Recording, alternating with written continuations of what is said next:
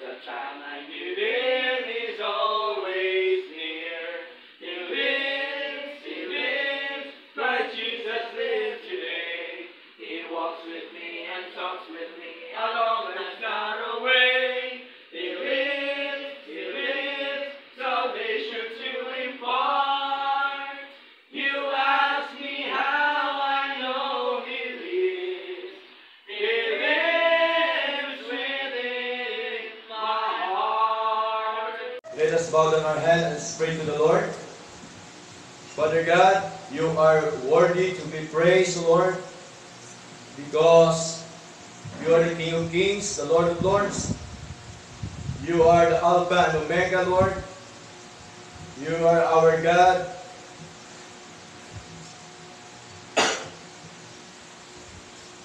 Precious God, Lord, tuloy nga po na napakabuti niyo po sa amin at kami po ngayon ay patuloy po ninyong kinikilos na kung saan ay sama-sama po kami muli, Panginoon, na sa amin po mga inawit para sa inyo, Lord, nawa ito po ay patuloy na nagbigay ng karangalan, kaluwalhatian po sa inyo, Lord God. Salamat po na marami at salamat din po, Diyos, sa oportunidad po ito na kami ngayon ay patuloy na sumasamba po sa inyo, Diyos, sa Espiritu katotohanan, sapagkat ito po ang inyong kalooban, Lord God, na kung saan, Lord, kayo po ay aming sambahin sa Espiritu katotohanan, sapagkat ang sabi niyo po siyang masalita, O Lord, sa John chapter 4, verse 23,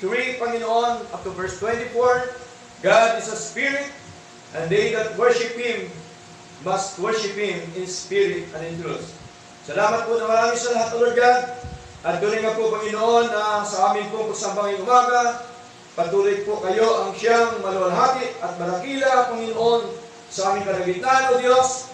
Hindi po ang aming mga sarili, Lord God, kundi kayo lamang, Panginoon, sapagkat kayo po lamang dapat ang Diyos na patuloy po itaas, dakilain, kurin po sa sambahin, Lord. At ganyan po, Panginoon, nawa, Panginoon, patuloy mo kaming samahan ng aming pagsamba ngayong umaga ay maging maayos po at maging matagumpay. At nawa, Panginoon, kami po inyong pagpalain, O Diyos, sa inyo pong mga salita, Lord God. Kami po nawa ay inyo pong i-convert, Panginoon. Kami po nawa ay inyo pong patuloy, O Diyos, na pagkaluban, Panginoon Lord, ng revival sa amin pong buhay espiritual. Revival sa amin pong paglilingkod po sa inyo, Lord, sapagkat napakahalaga, Lord God, na kami po, Panginoon, ay patuloy po at hindi po nangihina, Panginoon, sa paglilingkod sa inyo, sa pagpupuri po sa inyo, O Diyos. At kailangan po namin, Lord God, ang lakas, Panginoon, na galing po sa inyo, O Lord, sapagkat, O Lord God, kayo po ang siyang nagbibigay sa amin ng lakas, ng sigla, Panginoon, sa amin pong paglilingkod sa inyo, sa amin pong buhay espiritual, O Lord God. Nawa, busugin niyo po nawa kami, O Diyos, ng inyong pong mga salita, at kasangkapanin niyo po nawa ang inyong abang lingkod, O Diyos, na ikaw lamang po ang siyang maluwalhati at madakila po sa aming kalagitnaan, Lord God. Salamat po at salamat din po sa buhay ng bawat kapatid na narito, maging po sa mga kapatid na nag-virtual worship, Lord. Nawa kami po lahat ay inyo pong pagpalain, O Diyos, ng inyo pong mga salita, Lord God. Salamat po at Ama, nawa, Panginoon, patuloy nga po kayo din ang siyang kumilos sa mga kapatid, O Lord God, na hindi namin ngayon nakasama, O Lord. Nawa, sa sunod namin na pagsamba po sa inyo, O Diyos, sila din po nawa ay aming makasama, O Diyos. Salamat po at tuloy nga po, Panginoon, na sa inyo lamang po ang lahat na karangalan at kaluwalhatian. Sa pangalan po ni Jesus, ito po ang aming dalangin. Amen. First Corinthians, no? Salitan po tayo sa, First Timothy po.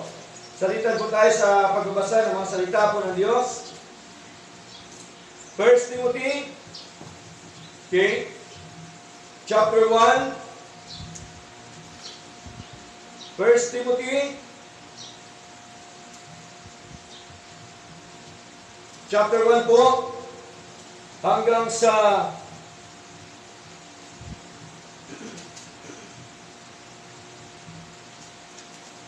verse 1 up to verse 20 po. No? Salitan po tayo sa pagbabasa. Okay?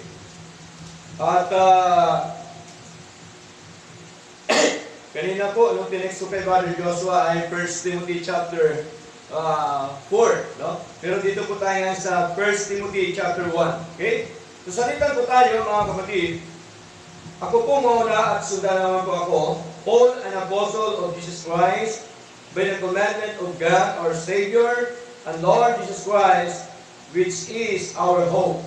And to Timothy, my own son in the faith, grace, mercy, and peace from God our Father and Jesus Christ our Lord. As I besought thee to abide still at Ephesus, when I went into Macedonia, that thou mightest church some that they teach no other doctrine. Neither give in fables and endless genealogies, which minister questions, rather than that edifying which is in faith, so do. Now the end of the commandment is charity out of a pure heart, and of a good conscience, and of faith and fame. From which some were have turned aside unto vain jangling.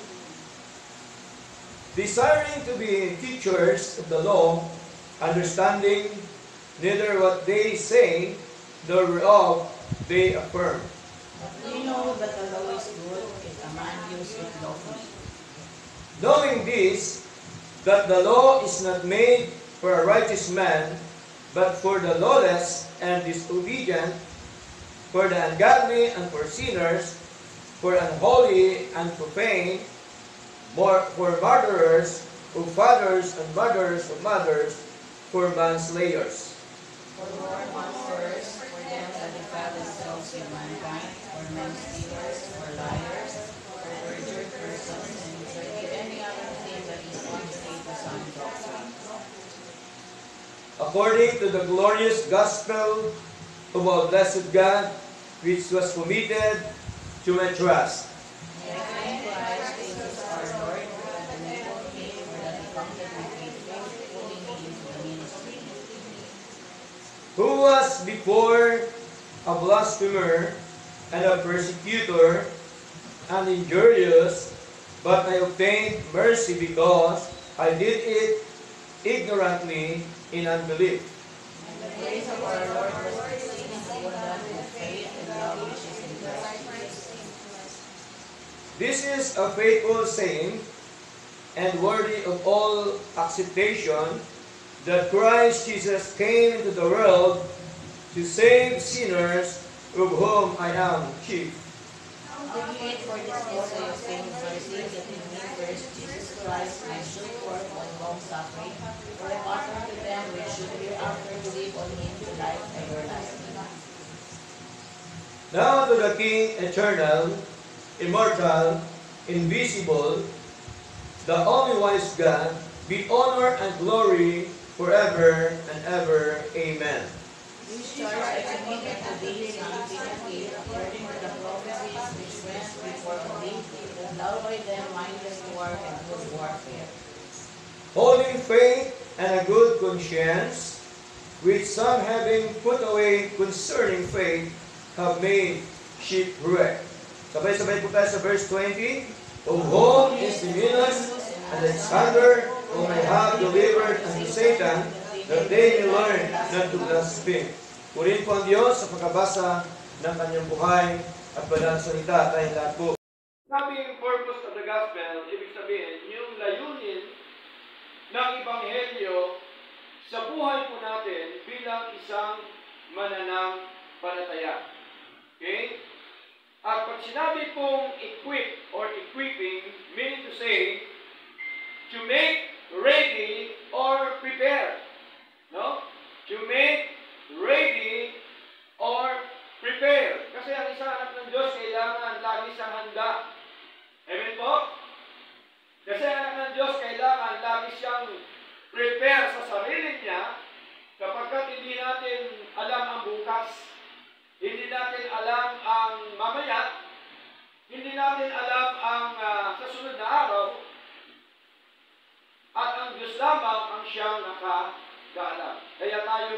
lagi dapat handa sa ating pong mga buhay na ito, na ano man ang mangyari po, mga kapatid, ay hindi tayo magugulumihanan, hindi tayo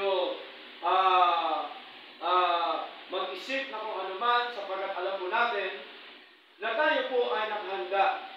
Of course, sa pamamagitan po ng mga salita ng Diyos, ay atin pong malalaman na ang mga bagay na dapat po natin gawin, dapat natin iwasan, at dapat po natin pakinggan sa ating pong paglilingkod sa ating Panginoon. Okay? Sapagkat hindi natin alam, no, na bukas makalawa magkaroon na ng giyera o anuman ang mangyayari sa ating bansa. So, nawa o naman mangyari, subalit hindi po natin talaga. Marami pong salamat o Diyos sa inyo pong patuloy na paalala po sa amin, O Lord God, bilang anak niyo po. Kailangan namin, O Lord, ang inyong payo, ang inyong pagtuturo. Salamat sa mga hamon sa buhay. Sapagkat sa pamamagitan po nito, dito niyo po kami tinuturuan, pinapalakas, pinapasigla, Lord God. At patuloy po na ang aming mabuhay, Panginoon, ay dapat lamang namin ipaglingkod sa inyo ng 100%, O Diyos. At nawa, Panginoon, patuloy niyo po nawa gamitin ang aming mga buhay sa mundo pong ito, O Lord God, upang ang aming mga buhay ay kagamit-gamit po sa inyo, upang ang aming mga buhay, Lord, ay hindi po masaya sa mundo ito, Panginoon. Tulungan niyo po nawa kami na kami po ay maging masigla, maging matatag, at nawa ilagay mo sa mga puso, Lord, ang tunay na paninindigan sa inyong mga salita, sa inyong mga aral, sa inyong mga doktrina. Maging po, Panginoon, sa aming pamumuhay sa araw-araw. Nawa kami po lahat ay patuloy po na maging isang ehemplo, Panginoon. Makita po ng bawat hininang niyo po, Panginoon, na ang aming pamumuhay ay naayon po sa inyo po mga salita. Salamat po. Mahalaga, Panginoon, ang doctrine and practices na aming paghawakan sa aming paglilingkod dito. At tulungan niyo po nawa kami sa mga taong nagtatanong tungkol sa aming pag-asa, pananampalataya, tungkol sa aming buhay espiritual, ay amin po siya masagot, Panginoon. Bigyan mo nawa kami lahat ng wisdom, knowledge, and understanding, Lord, sa inyo po mga aral, Lord. Nawa, Panginoon, ang mga salita niyo po ay aming pong maibahagi sa iba't ibang tao, sa iba't ibang lugar, sa iba't ibang dako, Panginoon. Kayo po ay aming dapat nawa maideklara, Panginoon, kayo po ang Diyos na may-ari ng lahat ng mga bagay, at kayo pong Diyos na kahit kailanman hindi nagbabago mula noon at magpakailanman. Salamat po na marami at nawa, Panginoon, kahabagan niyo po naman kami, O Diyos, patuloy mo kaming turuan sa lahat ng aspeto po ng aming mga buhay. Kami po nawa ay patuloy niyo po pagpalain sa inyo po mga salita, at sa araw-araw po namin buhay, Lord, nawa, iligtas niyo po nawa kami sa gutom, iligtas niyo po nawa kami sa kahirapan, Lord, iligtas niyo po nawa kami, Panginoon, sa mga masasamang kamay ng mga tao, iligtas niyo po nawa kami sa anumang sakit at karamdaman, sa anumang aksidente, Lord, sa anumang kasamaan ng mga tao, Lord God. Nawa kami ay inyo pong iingatan. Lukuhan niyo po nawa kami ng inyong kapangyarihan, O Lord.